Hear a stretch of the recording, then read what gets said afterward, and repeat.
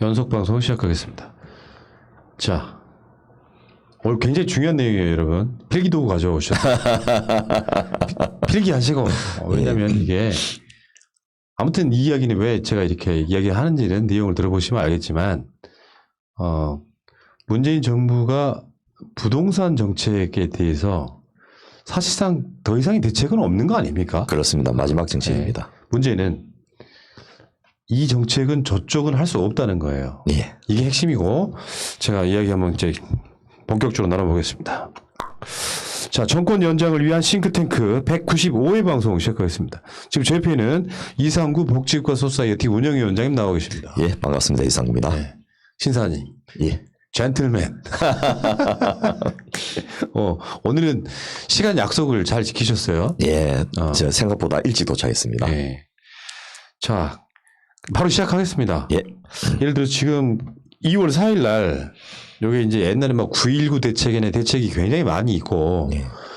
부동산 문제라고 하는 것이 특정 정책 하나를 던져서 해결되는 문제가 아니고 그럼 저반의 국민 정서도 바뀌어야 되고 뭐 대출 구조도 바뀌어야 되고 세금 체계도 바뀌어야 되고 하는 수도 없이 많은 것들이 얽혀 있는 예. 대한민국 사회에서 가장 풀기 어려운 문제 두 개, 부동산과 교육이라고 저는 보는데 맞습니다. 예. 문재인 정부의 25번째 부동산 대책이 발표됐단 말이에요. 예. 그러면 지금 서울시장 보궐선거 같은 경우도 부동산 정책이 가장 중요한 쟁점 사항인데 예. 당연히 서울시장 보궐선거가 끝나고 나면 대선이 있는데 예. 대선에서도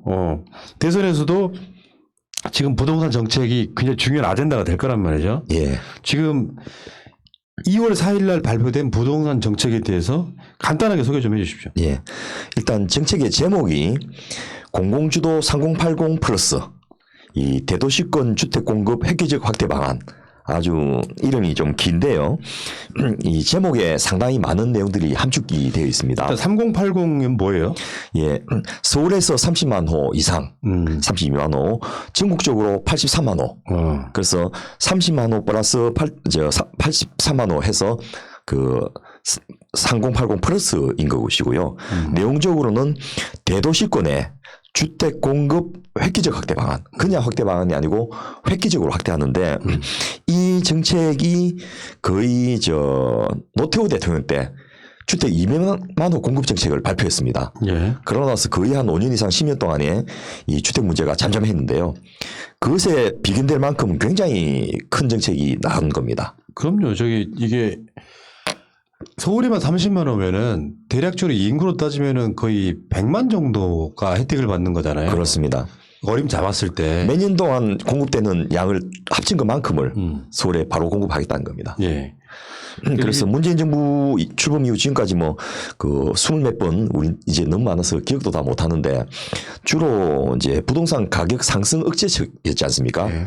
금융정책 또 세금 정책 이런 것들로 하고 또 투기 억제를 위한 규제 정책 이런 것들을 했는데 김현미 장관님 주도로 마지막으로 이제 획기적인 주거용지 공급 정책까지 발표했는데도 불구하고 반등을 안 하니까 이제는 변창흠 장관님이 오시자마자 직접 공급 정책을 발표를 하신 겁니다. 계속 이제 대출을 규제했더니 뭐 했더니 뭔가 계속 부작용이 막 일부러 그러니까 악의적으로 그 부작용을 부풀리는 거죠. 사실은 예. 언론이 부동산 투기를 주도하고 있어요. 그렇습니다. 전체 분위기가. 현실적으로 언론에 광고를 해주는 많은 건설 회사라든지 이런 분들이 부동산과 관련된 이득을 가진 분들이거든요. 예. 자, 그런 상황에서 공급 대책이 나온 거죠. 예. 서울에만 30만 호, 전국적으로는 80만 호를 공급하겠다. 그것도 막 긴 시간에 하는 게 아니잖아요. 이거는 5년 안에 쇼부 보겠다는 겁니다. 쇼부가 뭡니까? 좀 의감을 와닿게 하려고 제가 용어를 고민하다가. 아이고. 근데 지금 이게 아까 말씀하신 것처럼 노태우가 발표했던 주택 200만 원 공급 정책. 예. 이게 실현이 됐어요? 난 그게 궁금해 일단. 예. 소위 말해서 신도시들이 이때 다 만들어졌습니다. 예. 신도시들이. 예. 23년 전의 일인데요. 예. 지금 60만 명씩 이렇게 많은 분들이 사시는 그 신도시들이 노태우 대통령 때 계획이 되었고 공급이 되기. 노태우 씨라고 하는 것이 정상적인 용어입니다. 예, 이제 잡혀갔으니까. 예. 노태우 시 때. 대통령. 예. 노태우 때. 예. 예. 그러니까 그때 비교했을 때만큼은 아니겠죠. 왜냐하면 그때는 이미 이 택지 같은 것들이 많았던 시절이고 예. 지금은 수도권에 땅이 사실상 없는 상태에서 그거를 틈새를 막 해서 만드는 거 아니에요. 그렇습니다. 그래서 아무것도 없는 맨 땅에 그냥 밀어버리고 그 신도시 짓고 네. 이런 거하고는 이제 개념이 다른 굉장히 복잡한 이 없는 땅 위에 짜내고 또 현재 이미 그 거주하고 계신 분 또 토지를 소유하고 계신 분 이런 분들의 합의까지 생각해가지고 대책을 만들었다는 점에서 굉장히 의미가 있고요. 예. 오랫동안 사실은 이 진보 진영 내에서 이 부분에 대한 논란이 있었습니다. 해야 된다 말아야 된다 논란이 있었는데 그동안 사실은 이제 그걸 못하고 있었던 이유 중에 하나가 이게 특히 서울 비롯해서 대도시에 그것도 도심 지역에 개발하면 그 돈 많은 사람들만 이득을 준다라는 네. 비판이 하나 있고 또 하나는 안 그래도 인구가 몰려가지고 수도권 과밀이 문제인데 또다시 더 인구를 유입시킨다. 이런 지적도 있고 그러면 국토의 균형 발전에 또 제가 되지 않느냐.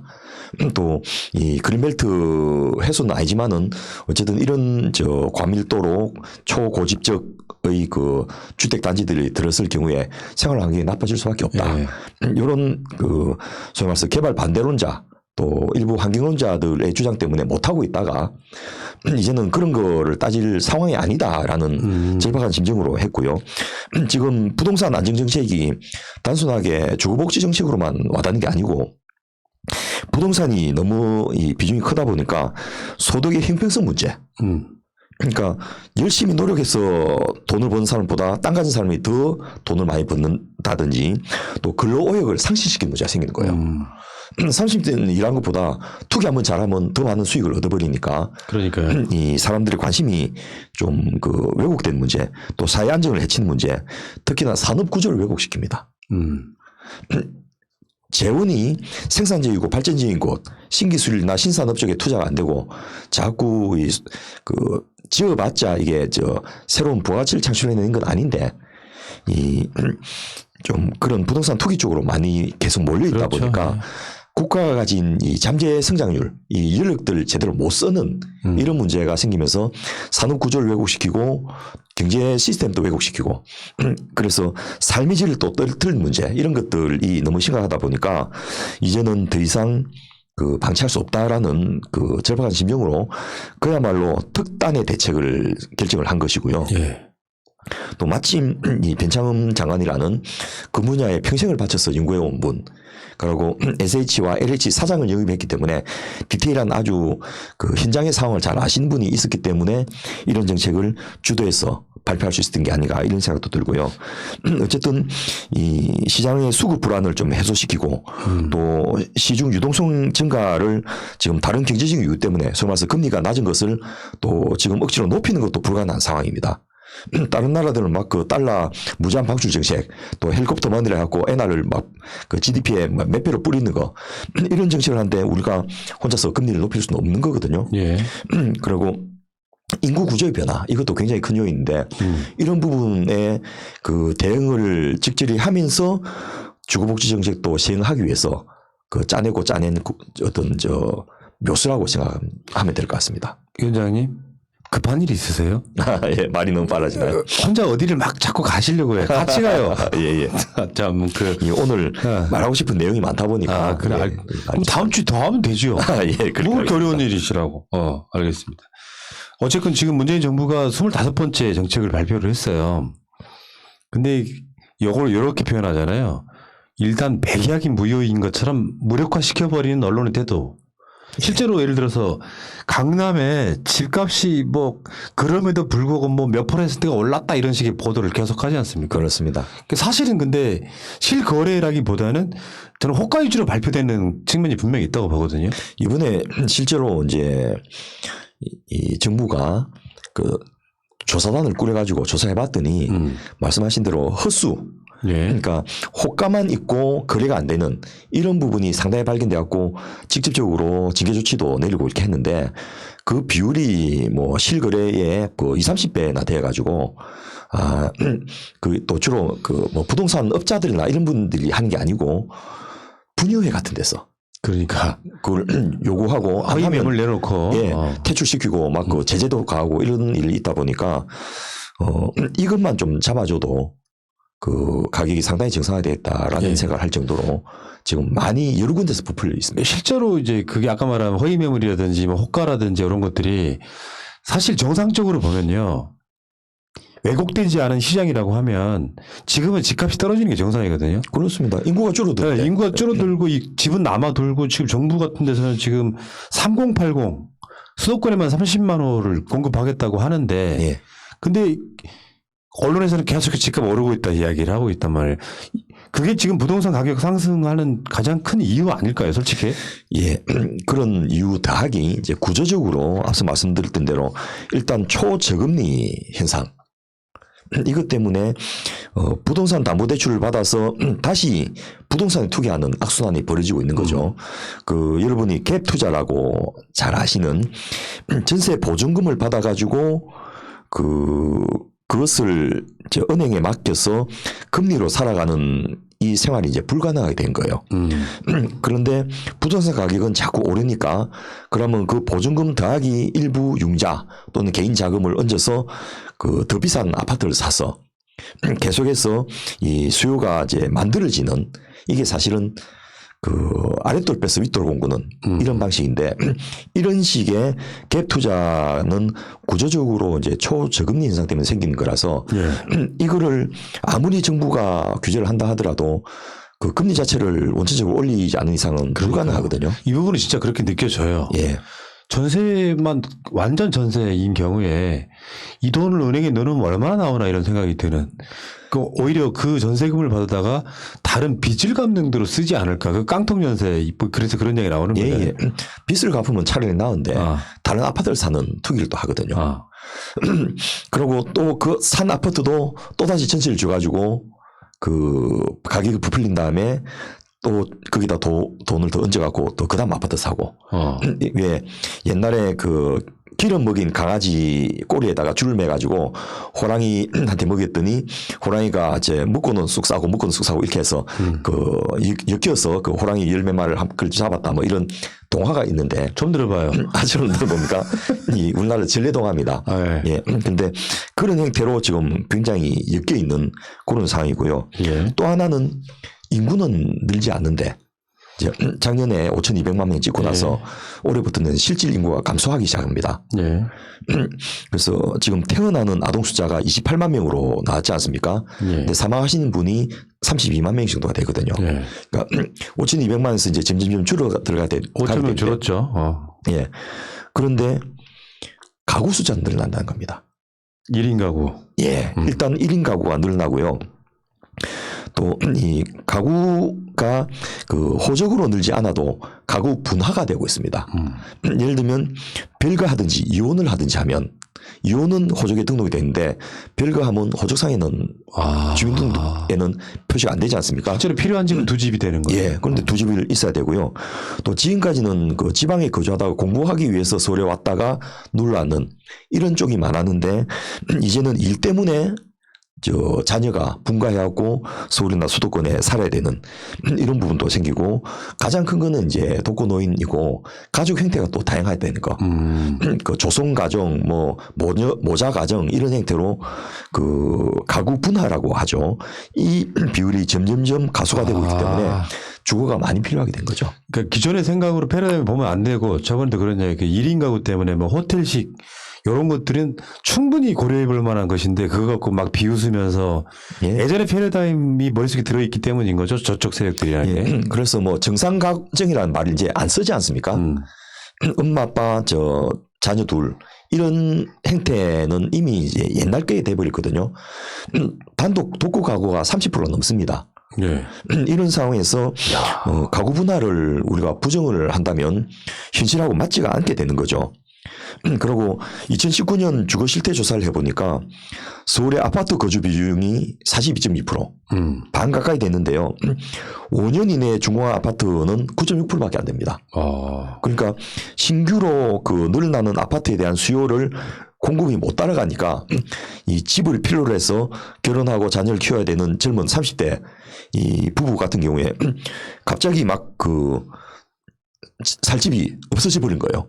또 전세는 점점 귀해지고 달세로 전환하고 하니까 그래서 영끌이라는 말이 이렇게 해서 나온 겁니다. 영혼을 끌어모으는. 예, 영혼을 끌어모아서라도 집을 사자. 예. 왜냐하면 당장 이 주택 수요가 증가한 데 비해서 도심의 그 주택 공급이 줄어드니까 그 걱정 때문에 또 가중해서 집을 살려다 보니까 그러네요. 영혼만 끌어들이는 게 아니고 부모님의 재산까지 끌어들여 가지고 예. 빚을 내고 이렇게 해서 실제로 뭐 그 거실에 방 2칸 화장실이 있는 집을 샀는데 그 들어가는 입구만 내 거다 뭐 이런 식의 그렇죠. 예 신발장까지만 내 거. 뭐 그렇습니다. 그래서 복도까지 샀다 하면 뭐 굉장히 축하하고 막 이런 일들이 벌어지는데 사실 이게 처참한 일이거든요. 그러면 나머지 20년의 삶이 이 주택 가격 갚는데 다 매어버린 거예요. 예. 또 그렇게 되면 가처분 소득이 줄어드니까 경제가 또 위축이 되는 문제가 있습니다. 이거 굉장히 중요한 데이터네요. 예. 그러니까 수도권의 가구수 증가가 2019년에 25.4%였는데 2022년에는 27.4%로 예상이 된단 말이죠. 예, 점점점 늘어나는 2%가 거예요. 늘어났어요. 예. 3년 만에. 예. 그런데 공급이 못 따라가니까 또 집값이 올라가는 측면이 또 있더라 이런 이야기잖아요. 그 뭐 몇 년 뒤에는 50만 원 부족하다 이런 데이터들 자꾸 나오니까 물론 또 그 데이터도 좀 그 과장된 측면이 있습니다만은 부동산 하는 분들이 또 언론사하고 합작 공모를 해가지고 빨리 집사라는 사인을 계속해서 주고 있는 거죠. 예. 빚내서. 예. 빚내서. 최경환 장관이 시작했던 그 빚내서 집사라는 사인이 예. 아직도 정권이 바뀐데도 불구하고 계속해서 사라지지 않고 있는 그런 점이 알겠습니다. 있다는 거죠. 자, 이쯤에서 잠시 쉬어가는 의미에서 복지과 소사이어티 후원 좀 살짝 홍보 좀 하고 가겠습니다. 감사합니다. 복지과 소사이어티 후원이요. 한 달에 10,000원씩만. 전화하십시오. 02-3272-2353 3272-2353으로 전화를 하시면은 집값이 떨어질 수도 있습니다. 자, 복지과 소사이어티 굉장히 좋은 그런 단체인데 문재인 정부의 지금 복지 정책도 상당 부분 복지과 소사이어티에서 나온 정책들이 근간을 이루고 있다. 예. 실제로 복지과 소사이어티 멤버들 정말 화려하시대요. 예. 뭐 장관 하시는 분 뭐 기본이잖아요. 막 발걸음이 치이더라고요. 그런데 또 막상 장관 가니까 아, 기대만큼 못하는 분도 많고 해가지고. 그러면 좀 제명시켜 버리세요. 아니 그 장관 가서 후원금을 끊어버린다든지 이런 것만 해도 지금 감지되지. 그러니까요. 예. 아무튼 복지과 소사이어티 후원 좀 바라겠고요. 02-3272-2353 전화하시면 다 알아서 해줍니다. 여기까지. 자, 근데 2월 4일 날 나온 이 이사 부동산 정책의 내용, 그걸 한번 구체적으로 알아볼까요? 예. 예. 그냥 단순하게 말해서 도심의 역세권을 중심으로 그 공급 물량 83만 호를 확보한다. 그런데 이 83만 호라는 게 연간 전국 주택 공급량의 2배. 그리고 서울시에 공급될 32만 호도 전체 서울시 주택의 10%. 그 1,000만이 사는 주택에서 100만 명만큼의 그 주거를 더 공급하는. 그래서 이제 홍남기 부총리는 이 정책을 발표할 때 공급 쇼크 이런 표현을 썼는데요. 굉장히 자랑스럽게 얘기하시대요. 예. 이건 마치 공급 쇼크 수준이라고 할 수 있습니다. 예. 그 참 연세 드신 분이 그렇게 그 목소리 높여서 말씀하기도 쉽지 않은데. 근데 이분 군인 출신인가요? 말투가 군인 같아.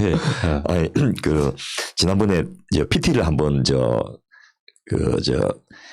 새로운 스타일로 하시고 나서부터는 계속 이제 힘을 붙여서 하는데 저는 그게 아주 순수하게 느껴져서 보기 좋았습니다.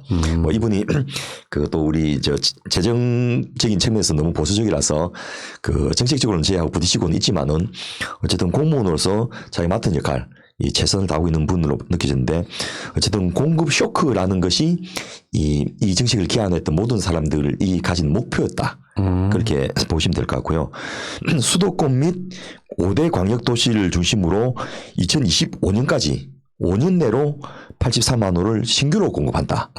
그것을 위해서 공공주도의 패스트 트랙으로 예. 보통 이게 지금 현재 이제 지역 그 주택조합이 결성돼 갖고 실제로 공급까지 가는데 평균 13년, 길게는 20년까지 걸립니다. 이 동네가 그래요. 예. 이 동네가 지금 아파트로 개발하겠다 지금 10년이 넘었는데도 예. 끔짝 사나고 있어. 그럼 그중에 반은 또 포기하고 나가는데 예. 이거를 정부가 도와줘 가지고 5년 만에 그 달성하겠다라는 정책입니다. 그래서 사실은 뭐 쉽지는 않습니다. 관련 법령도 좀 정비돼야 되고 또 SH하고 LH 같은 공공공급기관에서 적극적으로 나서야 되거든요. 그런데 또 여기도 공기업 평가라든지 이런 것들이 있기 때문에 기재부가 공기업 평가 기준을 바꿔줘야 된다든지. 예. 왜냐하면 여기서 수익을 많이 가지면 이런 정책 목표를 달성하는데 방해가 되거든. 거꾸로. 예. 이 SH나 LH가 손해를 나는 것이 오히려 국민에게 이로울 수 있는 그런 이제 공기업들이거든요. 예. 이제 그런 것까지를 하려면 이 공공기관 평가 제도도 그 기준을 다르게 한다든지 이런 것까지 필요하기 때문에 쉬운 일은 아닙니다만은 어쨌든 이 전 부서 이 정책을 발표할 때 열 몇 개 부서가 같이 공동으로 발표했습니다. 경찰까지 나서 같이 했거든요. 경찰이 왜 갑자기 그 주택 정책 이야기하는데 나오냐 하지만은 현장에서 이 투기 억제하고 또 앞서 말씀하셨던 이 그 허위 호가 또 그 부실 매물 이런 것들까지 감시를 같이 하겠다라는 강한 의지를 표명하기 위해서 또 실제로 그 현장 인력들의 이게 이제 범죄 행위지 않습니까? 그런 것에 대해서는 공권력이 투입돼야 되는 부분도 있고 해가지고 이렇게 여러 부서가 같이 해서 하겠다는 겁니다. 깜짝 놀란 게 그 정책 발표하면서 보도되는 걸 보니까 네. 서울 도심에도 개발이 안 된 거 굉장히 많대요. 그렇습니다. 근데 그런 걸 다 개발해버리겠다는 거잖아요. 공공주도로. 예, 그 지금 당장 서울역 앞에 거기 아주 쪽방촌들이 있는데 그것도 공급 대상이 되고요. 뭐 성수역 있는데 그쪽도 되고요. 또 홍제동 같이 이제 3호선 역사는 있는데 그 역사 주변만 바로 발전하고 그 주변에는 완전히 뭐 설렁과 비슷하게 30년 전 주택이 그대로 남아있는 이런 데도 꽤 많거든요.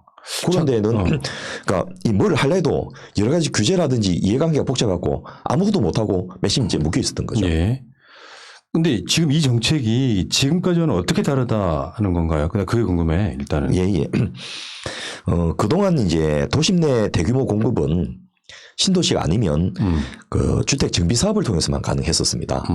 근데 주택 정비 사업이라는 게 뭐 실제로 최근 3년간 서울시 아파트 공급의 68%가 이제 이 주택 정비 사업을 통해서 공급됐다 보니까 숫자가 적을 수밖에 없었던 거예요. 근데 이 정비 사업이라는 게 일단 관련 근거법이 도시정비법이라고 있습니다. 예. 여기서 지자체가 정비 계획을 수립하고 또 이제 땅을 가진 토지주들이 이제 조합을 구성하고 이 조합의 의견을 조율해서 사업 추진하도록 이렇게 절차가 되어 있다 보니까 20몇 가지 단계를 거쳐야 됩니다. 그래서 실제로 계획 수립부터 이제 착공까지 가기가 너무나 복잡하고 또 이 안에 이제 굉장히 복잡한 이해관계가 얽혀 있는 거죠. 예. 그래서 뭐 저 주택정비조합장의 비리 문제 이런 것도 생기고 경비를 이제 건설회사에서 투입받았다가 이 계획대로 안 되니까 용적률 갖고 싸움이 나왔고 또 막 그 조합이 파산하고 이런 일들이 있으면서 이 반 이상이 이제 사업이 추진 안 되고 좌절돼 버리고 그러면 또 그 한 10년 동안 추진하는 게 전부 원점을 되돌아가는 거예요. 그래서 이런 부분을 결국에는 이 시스템에 문제가 있다라고 분석을 해서 획기적으로 그것을 바꾸겠다는 게 하나고요. 예. 두 번째로는 민간에만 맡겨놓지 않겠다. 공공 부분에서 직접 개입하고 투자해서 패스트트랙으로 추진하겠다. 이게 두 가지 핵심입니다. 여기 이제 이런 동네에 아파트 하나 지으려 그러면은 해당 시행사가 있고 해년마다 명절이면 현수막 걸어서 막 감사 인사 같은 거 전하고 그러는 과정에 지금은 SH나 LH 등이 개입을 해가지고 빨리 진행하겠다는 거잖아요. 그렇습니다. 그래서 이제 그 기존에 하던 도시 정비를 안 하겠다는 게 아니고 뭐 조합도 결성하고 잘 되고 있으면 그거는 이제 놔두는데 개발 수익이 가능한 곳인데도 불구하고 정비 사업의 대상이 되지 못했던 역세권이나 또 준공업 지역, 그래서 공단이 있다가 이제 실제 공장은 다 떠나가 버리고 이름만 남아 있는데 또 다른 용도로 전환도 안 되고 있는 지역. 뭐 구로공단 같은 경우는 그래도 상당히 많이 개선되지 않습니까? 근데 서울 도심 곳곳에 그 간의 수공업 하던 이런 곳들은 다세대 주택 비슷하게 해가지고 안에는 공장 있고 위에는 또 주택 연립주택 있고 막 이렇게 해가지고 그 지금은 이제 생산 단가 안 맞으니까 일부는 해외로 이전되고 일부는 저 외곽으로 이전되고 그 돈 남아 있는 거예요.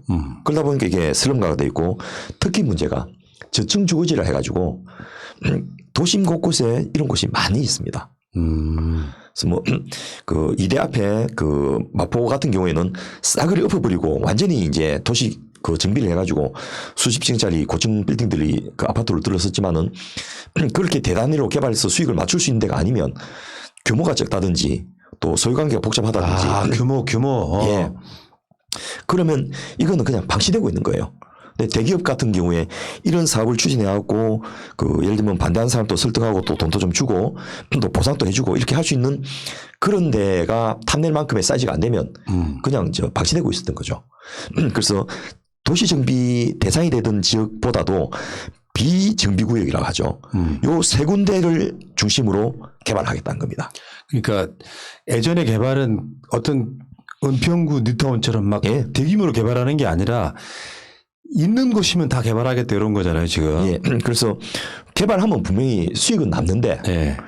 그 수익의 일부를 용적률 건폐율을 높여줘가지고 예를 들면 300%밖에 안 된 것을 700% 높여줄 테니까 나머지 400% 가지고 그 토지 소유주들한테도 이 수익을 좀 나눠주고 거기 살던 분들한테도 그 젠트리피케이션 일어나지 않도록 전세금이라든지 거주비를 보태주고 또 그쪽에 그 SOC 생활 SOC라 하죠. 사회 편의시설 그런 것도 해주고 이런 식으로 그 공공 부분이 투입돼 가지고 공공 부분은 수익을 가져야 될 이유가 없지 않습니까? 그 사업을 한 것 자체가 그 공기업의 설립 목적이거든요. 그렇게 해서 그 실제로 필요한 주거를 공급하고 도심도 재생시키고 삶의 질을 높여주겠다 이런 목적이고요. 그 이제 카테고리가 크게 한 세 가지 정도로 나눠질 수 있는데 예. 하나가 역세권입니다. 역세권. 역세권이니까 당연히 막 그 잘 될 거로 생각했지만은 역 바로 근처에 대형 건물 빼고 조금만 뒷건물로 가면 다 또 이 좀 낡은 오래된 또 저층에 뭐 다세대 연립주택에 그 소방 도로도 잘 안 돼 있는 상가 이런 거로 돼 있거든요. 그리고 여기는 대형 건물과 소형 건물이 혼재하고 있습니다. 그러니까 이 도로에 인접한 건물 말고 이면에 있는 건물들 같은 경우에는 서로 이해관계가 다른 거예요. 인접한 건물은 나는 필요 없어. 이미 장사 잘하고 있어. 근데 이면에 있는 데서는 정비가 안 되면 뒤에까지 손님들이 안 오거든요. 그러니까 상권이 살아날 가능성이 없는 거죠. 이런 것들을 그 이해관계에 상충된 부분을 공공이 나서갖고 조절해 주겠다. 그리고 세입자들 같은 경우에도 개발되면 개발이라는 말은 쫓겨난다 이야기였거든요. 근데 거기 거주하신 분들이 쫓겨나지 않도록 여러 가지 지원을 해가지고 그 살 수 있도록 만들어주는 것까지 같이 하겠다가 하나고요. 두 번째로 이제 준공업 지역이라 하죠. 완전히 공장 시대는 아닌데 그 공장이 일부 있었고 주거 지역도 있었고 막 이렇게 혼재된 지역 이런 데도 마찬가지로 대형 공장이 있던 지역하고 소형 공장이 있던 지역이 이해관계가 다릅니다. 대형 공장은 사실은 안 돼도 아쉬운 게 없고 또 이미 생산은 다른 데서 이전에서 하고 있거든요. 근데 간의 수공업으로 조금씩 하던 데서는 이 공장에 있는 토지하고 건물이 자산의 전부인 거예요. 그런데 이게 개발이 안 되니까 가격도 오르지 않고 그렇다고 저 공장으로 활용하기는 이미 접근성이 너무 떨어져 버리고 단가가 세니까 그야말로 여기도 방치되어 있는데 사업이 잘 되는 공장하고 사업이 쇠퇴한 공장 그리고 인근 지역의 주거시설 소유주들 간의 갈등이 굉장히 복잡한 거예요. 예. 그래서 이게 심히 개발 안 되고 있는 것이고요. 마지막으로 저층 주거지역이라고 해가지고 이 용적률이나 그 건폐율이 낮아가지고 현재 거주하는 주민들하고 건물주들 간에 합의가 안 되는 거예요. 그러니까 개발해봤자 수익이 안 남는 곳. 그런데 땅은 굉장히 좋은 곳. 이런 데를 재개발하고 또 여기에 이제 사실 거주한 분들이 월세 부담력이 없는 분들. 또 신규로 재개발되면 개발 비용을 분담해갖고 자기가 좋은 집으로 옮겨가야 되는데 그 부담할 능력이 안 되는 분들 또 노후가 심화돼가지고 주거하기에 적절치 않은 곳들 이런 것들을 공공에서 참여해서 역세권은 주거상업 고밀도 지구 또 중공업 지역은 주거산업 융합지구 또 저층의 노후주택 지역 같은 경우는 주택 공급 활성화지구 이렇게 해서 각각의 상황에 맞춰서 개발을 해주겠다는 겁니다. 야, 그 굉장히 디테일한 준비를 많이 했네요, 보니까. 예, 유형별로 딱 정리하고 실제로 한 20군데를 지역을 선정해가지고 이미 검토를 끝낸 거예요. 그러면은 실제로 이게 막 시작되면은 서울 곳곳이 이런 식의 개발이 동시다발적으로 만들어지겠네요. 박영선 장관이 그 21곳 저 다중역세권 개발 뭐 이런 이야기 하셨는데 이게 발표되기 전에 하셨거든요. 네. 그 준비를 그 전부터 하셨는데 아마 이런 내용을 좀 알고서 하신 게 아닌가 싶은데 참 잘 맞아 들어간 것 같아요. 그런 게 있었단 말이에요. 뭐 정부 부서라고 해서 이런 정보를 공유하지는 않는데 어쨌든 그 우상호 후보님도 이제 한강변에 그 88도로하고 강북강변도로를 개발하는 부분을 대표 브랜드로 내시고 지하철의 그 지상 구간 이런 부분 재개발하는 것도 내세웠는데 뭐 그런 것도 당선되시면 서울시 입장에서 SH와 같이 해서 하면 되는데요. 요거는 현재 상태에서 법령과 제도만 약간 바꿔줘도 가용부지로 바뀌는 곳들 그런 쪽을 중심으로 해갖고 마침 이런 곳이 한 20군데 되니까 기존에 이제 그 아주 지역의 상권 중심 지역이 아닌 곳들도 그 활성화될 수 있는 기회가 만들어져 있습니다. 그 시민들 입장에서는 정권이 연장돼야 되는 이유가 하나 또 있네요. 그렇습니다. 저쪽에서는 고가 아파트들 재개발해서 돈 더 벌려고 하는 정책이잖아요. 자, 그러면 이 개발 사업의 절차를 한번 볼까요? 일단 5단계로 굉장히 간소화되어 있는데요. 토지주, 소위 말해서 그 지역에 땅을 가진 사람들의 10%가 동의하면 사업을 제한할 수가 있습니다. 그리고 또 그 지역을 개발하고 싶은 민간업체, 소위 말해서 건설업체나 개발업자도 제한할 수 있습니다.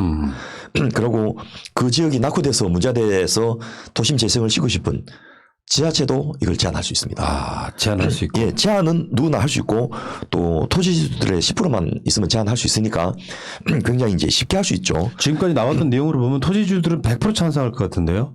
그럼요. 뭐 어쨌든 이해관계가 보통은 이제 뭐 반반이나 3대 3대 3 정도로 상수돼 있는데 10%가 동의하면 지구 지정 요청을 할 수 있고요.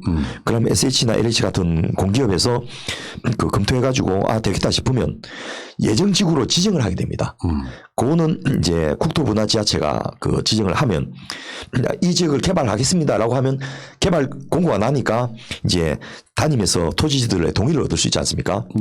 근데 땅으로는 3분의 2, 지주 숫자로는 3분의 2, 또 면적으로는 2분의 1만 동의하면 지구 지정이 가능하도록 그렇게 만들었습니다. 둘 중에 하나만 충족하면 된다 이런 이야기죠.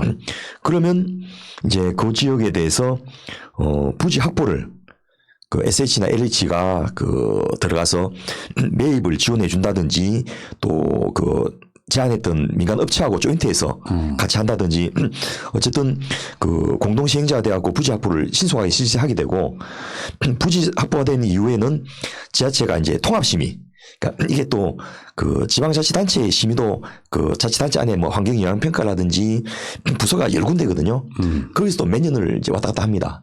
근데 이것을 그 패스트 트랙이라 해갖고 통합심의 팀을 만들어서 그쪽에서 일괄적으로 심사하도록 제도를 만들게 하겠다는 겁니다. 좋은데?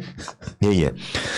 그리고 제일 중요한 것은 공공재개발을 할 경우에 첫째 적정 이윤 배분이 가능합니다. 그래서 개발업자나 땅 주인만 이득을 다 챙기는 것이 아니고 그 이윤을 적절하게 배분해가지고 예를 들면 앞서 말씀드렸던 대로 이 전세금 반환 부담이 큰 집주인에게는 대출을 지원해 준다든지 또 그 다세대 주택이나 다가구 주택을 가진 집주인이 전세금을 반환해 줘야지 그걸 개발할 수 있지 않겠습니까? 그런 대출도 지원해 주고 또 개발 비용 부담 능력이 없는 실거주자한테는 공공자가주택을 공급을 해주고 또 거기 있는 상인들 같은 경우에는 생계 수단을 상실한 부분에 대해서 보완을 해서 생계 지원 대책도 해주고 하여튼 정부가 할 수 있는 굉장히 다양한 그 정책을 통해서 이것이 그 가능하도록 도와주겠다는 겁니다.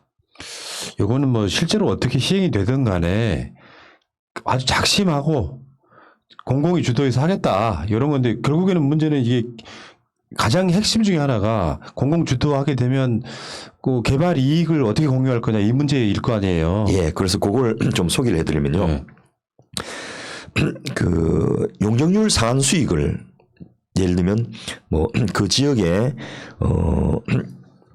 용적률을 300%인데 그 앞서 말씀드린 대로 한 700% 높여준다든지 또 재개발 관련돼서 뭐 그 공공 그 부분에 기부 체납해야 된다든지 이런 것들을 좀 제안해 줘가지고 그 한 그 1,000억 정도의 그 이득을 만들어냅니다. 이거는 정부가 제도와 정책을 가지고 신규 예산을 투입하지 않아도 정부가 줄 수 있는 거예요. 근데 이 1,000억을 어떻게 집행을 하냐? 새로 공공 재개발을 통해서 그 정부가 제도를 바꿔서 생성된 허수의 1,000억인데 이게 이제 실제 개발돼야지 1,000억이 나오는 거지 않습니까? 예. 근데 그 1,000억 중에서 토지 소유자들에게 추가 이득을 300억을 나눠주겠다. 예. 그러면 이제 한 700억이 남지 않습니까? 또 거기서 생활 리소시 확보하는데 뭐 저 국공립 어린이집 또 도서관 또 생활체육시설 이런 것인데 200억을 넣어주겠다. 그다음에 특수 상황의 토지 소유자 앞서 말씀드렸던 대로 부담 능력이 없는 토지 소유자 예를 들면 그 다가구 주택에 그 전세 보조금을 다 빼줘야지 이 토지가 살게 되는데 그 돈이 없으면 그것도 빌려주겠다. 거기 한 250억. 또 세입자와 영세상인 지원하는데 150억. 또 공공자가 주택이나 임대주택을 하는데 필요한 자금을 또 지원해 주는 거예요. 거기 한 100억 이렇게 해가지고 2,000억을 적정하게 그 지역에 관련된 모든 예당사들에게 나눠주는 겁니다. 기업들이 이걸 하게 되면 이익은 다 가져가는 거죠. 자기가 가져가야 되죠. 그러니까 절대 이게 성공할 수 없는 사업인데 공공의 사업은 이게 성공이 가능하다는 겁니다. 간단히 말해서 이익 안 남기겠다는 거 아닙니까? 그렇습니다. 그리고 뭐 나중에 아직은 여기다가 환매조건부 주택이라든지 그 토지 임대부 주택이라든지 이런 것들까지 하면 훨씬 더 비용이 저렴해지니까 거기 새로 사는 분들도 부담이 적게 되고요. 이런 공공재개발을 통해서 분양을 하게 되면 매입자들이 그 거품을 물지 않아도 됩니다. 그러니까요. 그 뭐 아파트를 짓는데 들어가는 비용들 있잖아요. 예. 요게 굉장히 부풀려졌기 때문에 지금까지 아파트 값이 비싼 측면도 있잖아요. 지금 뭐 그 숲세권 이런 데는 평당 4천 또 강남의 모 지역은 평당 1억짜리 아파트도 있거든요. 근데 건축비를 물어보니까 땅값 빼면 평당 300이면 꽤 괜찮다. 평당 500이면 럭셔리하게 짓는다. 이런 이야기를 하더라고요. 물론 뭐 지역에 따라 좀 다르겠습니다만은 그 이런 거품들을 없애는데도 정부가 이 수익을 배분을 하면서 나눠줘도 거품 없어서 가격을 저렴하게 공부할 수 있다는 거죠. 근데 이번에 그 이사 대책 나왔을 때, 야, 날짜도 이사 대책이네. 나왔을 때 조합이 예를 들면 그 아파트를 짓는데 들어가는 물품이나 이런 것들을 조합에서 그 스스로 하게끔 만들어서 네. 거기서 나오는 그런 데서 빼먹는 이익도 상당하지 않습니까? 그렇습니다. 이런 거는 투명하게 하면서 조합한테 뭐 이익을 가져가게끔 하는 뭐 이런 제도도 분명히 이 안에 들어있더라고요. 그렇습니다. 뭐 그런 것뿐만 아니고 이제 가장 큰 게 이 옛날에는 이렇게 재개발이 확정되면 딱지가 제일 큰 이득이었거든요. 분양권. 그렇죠. 이 분양권을 가지고 돈벌이를 다 했는데 이제는 현물상환으로 바꿔버렸습니다. 이게 지금 쟁점이 돼가지고 사유재산권 침해가 아니냐 하는데 현물상환을 해서 네가 가진 권리만큼을 현금으로 돌려주든지 아니면 다음번에 당신의 신규로 개발된 지역에서 주택을 살 때 부담해야 될 돈을 그거로 대체하게 해주겠다. 예. 이렇게 하니까 이제 그 분양권 이득을 노리던 업자들이 소위 말하는 떴다방들 있지 않습니까? 여기에 이제 엄청나게 실망을 한 거예요. 참, 그러니까 그런 사람들이 사실 집값 올리는 주범 중에 하나잖아요. 그렇습니다. 그래서 헌법소원 내겠다. 사유재산권 침해다. 막 이런 이야기 하는데 법률검토 다 해봤거든요. 문제 없다. 이렇게 나왔습니다. 이사 대책이랑 상관은 없는데 예. 최근에 나온 것 중에 이제 그런 게 있단 말이에요. 예를 들어서 아파트에 당첨이 됐어요. 근데 거기에 옛날에는 은행에서 돈 빌려가지고 집 샀던 집이 있는 주인들이 그거를 전세를 내주는 경우가 있었단 말이죠. 예. 지금 불법이 됐다면서요. 그러니까 내가 아파트 분양이 됐는데 전세 내주는 건 불법. 내가 들어가서 무조건 3년 이상 살아야 된다. 뭐 이런 게 있더만요. 예. 뭐 그래서 이 거품이 생길 수 있는 모든 통로를 다 차단을 해버리면 이득은 남는데 그 초과 이득은 없도록 하는. 투기꾼들아 언제 포기할래? 나 미치겠다. 진짜.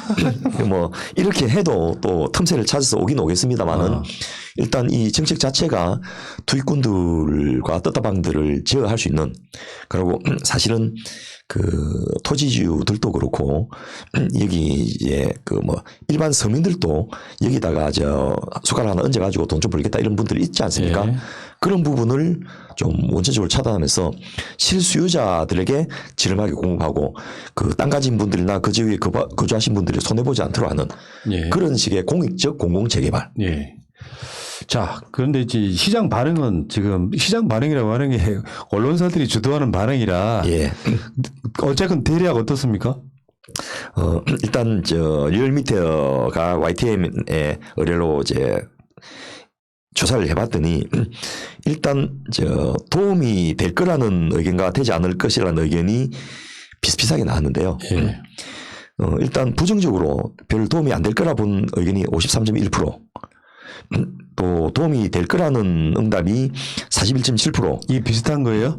아직은 예, 알려지지 그 차이가 않아서 좀 났는데 그 이게 이제 그동안 이제 20몇 번의 정책들을 통해서 실망을 했던 경험치가 있기 때문에 예. 요 정도 나온 것만 해도 저는 굉장히 의미 있는 그 정책이라고 보는데요. 어차피 멀리라도 안 되라고 생각하는 분들. 예. 그런데 이걸 정당별로 조사를 해봤더니 예. 아주 극명하게 차이 나는데요. 국민의힘 지지층에서는 80%가 도움되지 않을 것이라고. 그런데 민주당 지지층에서는 73%가 도움될 것이라고. 이게 극명하게 가른다. 이거 진짜 도움되지 않을 것이란 말은 이게 성공하지 않았으면 좋겠다. 예. 똑같은 표현이거든요. 알고 보면. 그래서 이 뭐 일부 이명박 정부 시절에 그 뉴타운 정책 이런 것들을 통해서 막 그 거품을 많이 일으켰지 않습니까? 그리고 빚내서 집 사라 이것도 많이 했는데 그런 부분에 대해서 이제 우려하는 시각도 일부 있고, 또 정의당의 심상정 전 대표 같은 경우에 이거 갖고서 국회에 또 농성을 했어요. 프랭카드 들고 왜 그 공급 대책에 있어서 공공임대주택 부분이 빠졌느냐 이렇게 또 항의를 했는데 뭐 그것도 변창흠 장관의 오래된 철학이기 때문에 또 앞으로 하실 거고, 또 이미 발표한 것만 해도 사실은 양이 적지는 않습니다. 지자체장 선거에도 관련이 또 있잖아요. 공공임대주택은. 그럼요. 그래서 이 저 서름가를 만드는 서민들의 공공임대주택이 아니고 적절하게 혼재시켜서 좋은 주택과 또 서민들 사는 주택이 같이 섞여 있어서 분리되지 않는, 예를 들면 그 아파트에 통로를 막아가지고 그 적은 평수 애들이 놀이터에 못 오게 한다든지 통학로를 차단해서 그쪽으로 애들이 안 가게 한다든지 이런 식의 분리가 안 되게 하는 공공임대주택 공급 정책도 있거든요. 공공임대주택은 다른 거 없는 거다고 생각해요. 잘 지어서. 예. 야, 어떻게 그런 돈 들이고 그런 집에 사냐. 우리는 싸게 좋은 집 산다 이렇게 만들어주면 된다고 생각합니다. 그렇습니다. 예. 그런 것도 이미 있기 때문에 뭐 이걸 갖고서 마치 모든 정책 이기만 국한된다고 보는 것은 좀 오버해서 하시는데, 어쨌든 그런 이견들이 있지만은 전체적으로 민주당 지지자들은 굉장히 동의를 하고 있고, 반대로 야당 지지 쪽에서는 아직도 많이 못 믿는 그런 상황인 것 같습니다. 예. 자, 그러면 언론의 반응은 예상은 되는데 언론의 반응은 어떻습니까? 예상된다는 말이 그거죠. 뭘 해도 안 된다라는 거지 않습니까? 지난번 언급하셨듯이 백신을 확보 못했으면 못했다고 이야기하고, 확보했으면 느리게 확보했다고 지적하고, 또 그 인구 대비로 모자란다고 지적하고, 또 접종을 하려고 되면 수량이 너무 적다고 지적한다든지, 또 백신의 위험이 있다고 비판하다든지, 어쨌든 모든 과정에서 비판을 하는 것이 지금 대부분의 언론들의 역할들인데요. 뭐든지 지랄 이론이라고 합니다. 이번에도 일단 부동산 정책의 내용에 상관없이 무조건 안 된다 이렇게 하면서 그 전부 결론은 지금까지 해왔던 투기 억제 정책을 철회하라. 뭐 하는 거야 지금? 이게 결론으로 와서 이 앞에 말하고 뒤에 말하고 어떻게 연결되는지도 참 이해가 안 되는데, 부동산 거래세를 완화해야지 공급이 늘어난다. 예. 그런데 거래세 많이 완화했는데 전혀 효과 없었거든요. 투기 억제도 안 됐었어요. 아이고, 민주당이 모의원이 있어요. 예. 그런 식인 거지. 서로 간에 이렇게 뭐 거래세 같은 거를 한식으로 깎아주면 그것 때문에 서로 거래 안 해서 지금 거래가 안 일어나서 없다니까? 아니, 왜냐면 지금은요. 예.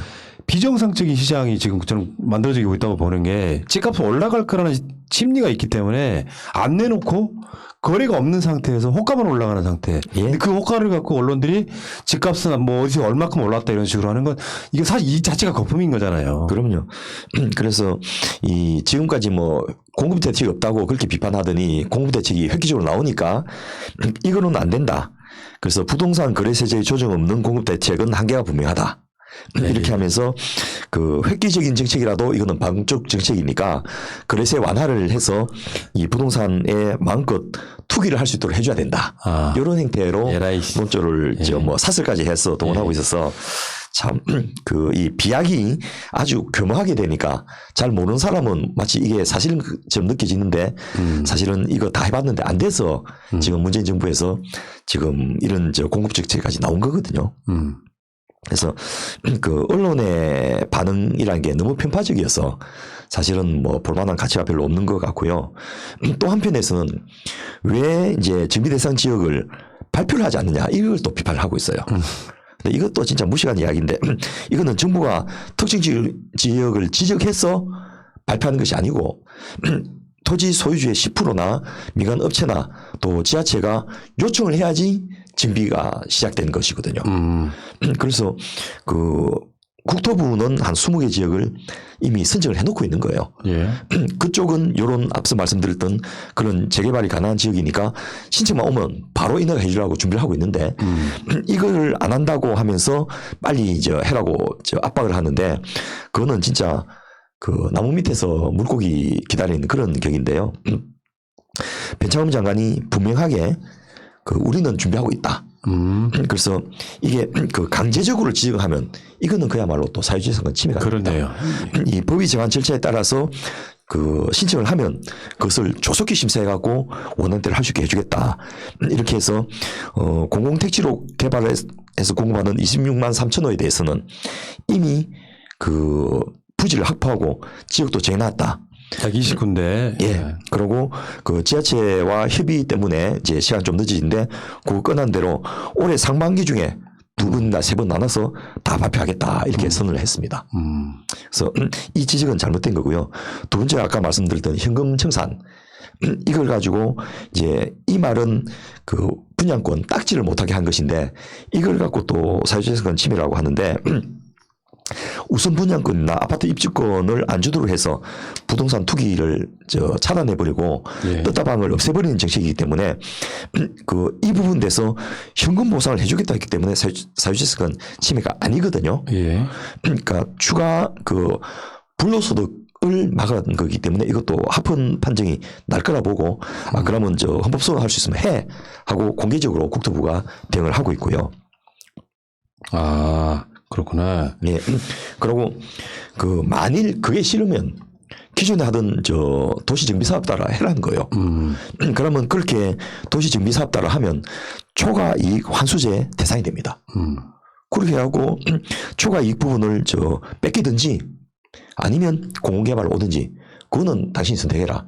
선택권을 주기 때문에 이게 사유재산권 침해가 아니라는 겁니다. 또 위헌 논란이 있을까봐 다 준비했다는 게 바로 이런 그렇습니다. 거네요. 예. 자, 그러면 거기에 이제 지금 이 지구정비 사업이라고 하는 게 아무리 빨리 진행돼도 최소한 3년에서 5년은 걸리지 않겠습니까? 예. 그 사이에 지금 비주택 리모델링, 다음에 신축 매입 약정, 이런 그 단기 공급 확대 방안으로도 지금 5년간 10만 호 이상을 공급한다 그래요? 예. 좀 내용이 좀 어려워서 자세하게 시간 관계에서 다 설명 못 하지만은 일단 주택이 아닌 곳들을 최근에 그 호텔을 개조해서 전주택을 만들어준 거 있지 않습니까? 그런 식의 사업을 해서 그 준주택 리모델링이 가능하도록 하겠다는 겁니다. 그래서 그 일부는 상가나 공장을 쓰더라도 위에는 층별로 리모델링을 허용해서 그 기존의 그 기금융자 조건도 개선해서 그것이 가능하도록 그 예산을 지원해 주겠다는 것이고요. 미완성 건물이나 노후 건물도 사업 대상에 포함시켜서 그 지원을 해서 그것도 빨리 주택으로 공부할 수 있도록 도와주겠다. 아주 저는 생각 못했는데 이렇게 아주 디테일한 그러네요. 부분까지를 준비를 많이 했더라고요. 아파트만 짓는 게 아니고 예. 저기 5년간 그 표 한번 보여주세요. 5년간 서울 총 4.36만 호 뭐 이렇게 해가지고 단계별로 지금 21년부터 25년까지 이렇게 계획이 나와 있네요. 예. 합계 10만 호 이상을 공급하는 것인데요.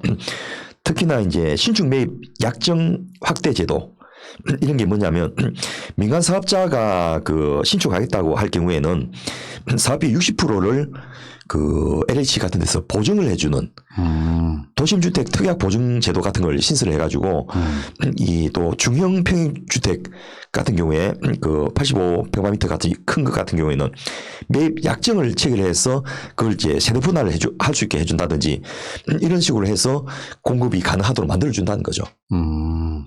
어쨌든 일단적으로 그 이 도시 정비가 되어서 그 주택이 본격적으로 수도권에 서울에 32만 호, 그 전국 대도시에 83만 호 공급되기 전까지라도 10만 호는 우선적으로 공급하겠다는 것이고요. 그다음에 여기에 혹시나 이제 투기가 인다면 지속적으로 고강도 시장 안정 대책을 계속해서 때리겠다 이렇게 그 선언까지 해서 일단 뭐 정권 연장이 안 되면 이거는 물 건너가죠. 그러니까요. 그럼 또 다시 이 비즈니스 집사라가 되면서 부동산 가격이 천정부지 솟는. 그래서 강남의 일부 집 가진 사람은 이득을 보겠지만은 90% 이상의 다수의 서울 시민들과 국민들은 손해를 보는 그런 상황을 재현하지 않으려면 정권 연장을 할 수밖에 없지 않겠나 싶고요. 시장 또 좋은 분을 뽑아야지 이게 그렇죠. 지자체하고 그 국토부가 손발 맞춰서 해야만 안 됩니다. 지금 이 부동산 정책이라고 하는 게 아까 초반에도 말씀드렸지만 국민의힘 쪽에서는 대책이라는 게 없습니다. 예. 문재인 정부 물어뜯기만 하고 있지 어떤 종류의 대책이 있다 없다가 없어요. 굳이 꺼냈던 같은 재개발만 그냥 주구장창 예. 그것도 돈이 되는 재개발만 뭐 한강 뷰가 좋다든지 이런 식의 재개발만 주구장창 외치고 있으면 서민들이 살 집이 나오냐 이런 이야기예요. 그래서 저는 참 안타까운 게 그 정당이라는 거는 이제 기본적으로 정권을 가져오기 위해서 만드는 기관 조직이지 않습니까? 그러면 최소한 국민들의 그 어려움을 겪고 있는 그 주거복지 정책에 대해서 대안을 좀 제시해야 되는데 옛날에 그 30년 전부터 하던 비즈니스 집사라. 그래서 그 규제를 완화해서 투기를 허용하게 해달라. 또는 이제 금융을 풀어가지고 돈을 마음대로 빌려서 저 집값을 올릴 수 있게 해달라. 이런 정책 말고는 아무런 대안이 없는 거예요. 그래서 정말 이런 내용을 가지고 야권의 후보들하고 여권의 후보들이 한번 그 토론을 해보면 좋겠다. 이 부동산 정책 하나만 갖고도 저는 그 1시간 넘게 집중 토론이 가능하지 않겠나 싶고요.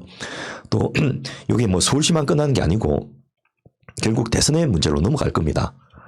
그럴 때 야권에서 선정하는 대권 후보는 그 당에서 안 해주면 자기 자신이 준비해서라도 부동산 정책에 대안을 좀 갖고 나야 됩니다. 그러니까 비판은 그 할 수 있는데 그래서 당신 대책은 뭐야 하면 답을 해야 되잖아요. 그래서 저는 서울시장 보궐선거나 내년 대선에서 그 현 정부의 비판에 부동산 정책이 활용된 건 사실입니다. 그런데 이것이 야권의 득표에는 도움이 되지 않을 거라 봅니다. 왜냐하면 자기들도 대안을 갖고 와야 되는데 그게 없는 상태에서는 결국 이거는 이제 비판하고는 물타기가 끝나버릴 거예요. 그 저번에 그 호텔식 그 뭐 리모델링했던 이런 거를 엄청 비판하면서 그게 주택 정책이냐 했는데 그 말이 맞잖아요 지금. 예. 1인 가구들한테는 오히려 그런 것을 더 많이 만들어서 이렇게 공급해야 되는 부분이 있고. 예, 아니 거기 직접 딸이 이제 입주해서 사는 데를 아버지가 가보고는 이분 또 이제 조선일보 보고 이 야권 지지자였는데 너무 화가 난다면서 내가 그 당에서나 의원들이 하는 저 거짓 정보에 속아가지고 걱정했는데 와보니까 이렇게 좋은 것을 이렇게 싸게 공급하는데 예. 정말 너무하다 막 이런 이야기를 인터뷰한 걸 제가 들었습니다. 저는 이제 그렇게 봅니다. 지금 이 정부가 주도하는 이 사업에 서울시장도 같은 민주당이었으면 좋겠다라는 생각이 들고요. 예. 일단 결이 같아야 되고 그러면서 서울시 의회만 해도 국회의원들 80%가 민주당이거든요. 예. 요게 이렇게 돼야지. 예를 들면 저쪽 국회의원이 당선됐을 경우에는 이 사업 자체도 엄청 차질이 빚을 가능성이 높아 보이는데요. 예. 그래서 저는 뭐 서울 시민들이 아주 현명하지 않습니까? 아직은 이제 뭐 후보가 누가 됐냐 이 단일화 가지고 언론에서 계속 보도를 하고 있는데 결국 막판에는 당신이 되면 뭐가 달라지는데 이 이야기를 해야 되고 그중에 50%는 주거복지 정책이 대안이 돼야 되거든요. 그래서 박원순 시장을 뛰어넘는 나만의 획기적인 주거복지 정책을 어떻게 하겠다. 그리고 이런 모든 정책들이 국토부하고 서울시가 협조가 돼야 됩니다. 앞서 변창흠 장관이 그 20개 지역을 발표를 못하는 이유 중에 하나가 신청이 없는 지역도 있지만은 기초지자체하고 협의가 안 돼서 못한 것도 있거든요. 근데 서울시장 당선되자마자 아예 나는 민주당 후보라면 국토부 정책에 대해서 적극적으로 동의하니까 밑에다가 지시하고 빠르게 협조해줘. 이렇게 하면 바로바로 발표하면서 진행이 될 거라고 보는 거죠. 알겠습니다. 자, 이 방송 의지야말로 우리 방송 제목이랑 아주 굉장히 연관성이 있네요. 예. 정권 연장을 위한 싱크탱크. 부동산 비판하지만 대책 없는 저 세력들한테 납작하게 돈만 된다면 25번째가 아니라 100번째도 대책은 내놔야 된다고 생각해요. 예. 그게 정부가 할 일인데 지금 문재인 정부가 25번째 정책을 내놓은 것을 비판할 게 아니라 25번째까지 대책을 내놓게 만드는 세력들이 저는 반성해야 된다고 생각을 합니다. 예, 그리고 첫 번째. 네. 사실은 이 눈물겹지 않습니까? 나는 김혜미 장관님이 고생하는 거 보고서 참 옆에서 가서 도와주지 못해서 좀 안타까울 정도로 그랬는데 어느 정권에서 이렇게까지 부동산을 하려고 노력한 데가 있었습니까? 특정 시장만 포기해버리죠. 그냥 예. 대충 시장에 맡겨버리죠. 예. 그래서 뭐 안 됐던 거는 사실입니다. 그리고 미흡했던 것도 사실입니다. 그거는 비판을 받고 또 잘못을 인정해야 된다고 생각하는데 그래도 노력은 하고 있다. 예. 그리고 이나마도 인정이 안 되면 노력도 꽝이 돼버린다. 그래서 뭐 선택의 여지가 별로 없지 않겠나 싶은 생각이 들고요. 그런데 이제 발전을 위해서는 이 오른쪽 날개와 왼쪽 날개가 같이 힘을 받아야지 제가 하늘로 날아오르지 않습니까? 그래서 야권이 조금 더 좀 정성을 내어서 구체적인 대책을 뭐 비판도 좋은데 그러면 그 비판하는 것에 대한 대책을 좀 가지고 토론을 붙어줬으면 좋겠다 싶습니다. 저는 개인적으로 이 방송 말미에 이런 얘기 드리고 싶어요. 민주당이 원포인트로라도 전 개헌을 해야 된다고 생각해요. 뭐 권력 구조의 문제가 아니라 예. 주거권을 아예 주거 안정에 관한 국민의 권리를 헌법에 보장하게 만들므로써 예. 이런 사업들이 좀 제대로 탄력을 받을 수 있게끔 아까 뭐 이혼 소송한다 이렇게 예. 세력들이 있지 않습니까? 예. 실제로 대한민국이 태어났을 때 어떤 형태로든 지자체든 중앙정부든 간에 국민한테 주거는 안정시킬 수 있는 의무를 줘야 된다. 저는 이렇게 보거든요. 예, 이재명 지사께서 이제 뭐 기본소득 정책에 대해서는 제가 이제 정치적으로 아니고 정책적으로 동의를 안 하지만은 그 주거 기본선 제시 이런 것들은 저는 굉장히 의미가 있다고 보는데요. 실제로 프랑스 같은 경우에 우리 새날 시간에 또 소개를 했지만은 헌법에 100년 전부터 주거권을 국민의 기본권으로 선언을 하고요. 법률과 제도에 따라서 예를 들면 내가 마르세유에서 살다가 파리에 살고 싶어서 오면 6개월 내에 집을 안 주면 파리 시장을 상대로 소송을 걸 수 있게 해놓은 거예요. 그리고 그 소송은 100% 그 이사 온 주민들이 승소를 하게 됩니다. 그 사람의 나이와 연령과 소수순이 맞는 예를 들면 자녀가 몇 명 있는지 또 그 자녀가 몇 살인지 따라서 하루 뭐 5시간 이상 자연 채광이 돼야 된다든지 1인당 최소 주거 면적이 몇 미터 이상 돼야 된다든지 이런 것에 따라서 기본적으로 주거를 국가가 보장하게 만들어 놨습니다.